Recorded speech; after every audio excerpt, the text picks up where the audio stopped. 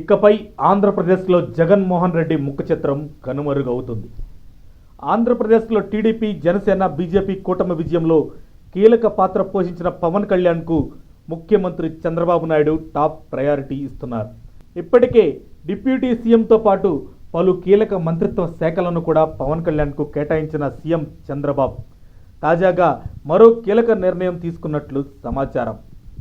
ప్రభుత్వ శాఖ కార్యాలయాల్లో ఉన్న మాజీ ముఖ్యమంత్రి జగన్మోహన్ రెడ్డి ఫోటో తీసివేసి ఆంధ్రప్రదేశ్ రాష్ట్ర ముఖ్యమంత్రి వర్యులు గౌరవనీయులు శ్రీ నారా చంద్రబాబు నాయుడు గారు, ఆంధ్రప్రదేశ్ రాష్ట్ర ఉప ముఖ్యమంత్రి వర్యులు గౌరవ శ్రీ కొణిదెల పవన్ కళ్యాణ్ గారి చిత్రపటాలను అన్ని ప్రభుత్వ శాఖ కార్యాలయాల్లో తక్షణమే పెట్టాలని, ప్రభుత్వ కార్యక్రమాల్లో ఇరువురి ఫోటోలు అధికారులు వినియోగించాలని, తక్షణమే ఐ&పిఆర్ అధికారులు త్వరితగతిన చర్యలు చేపట్టాలని ముఖ్యమంత్రి నారా చంద్రబాబు నాయుడు అధికారులను సూచించారు.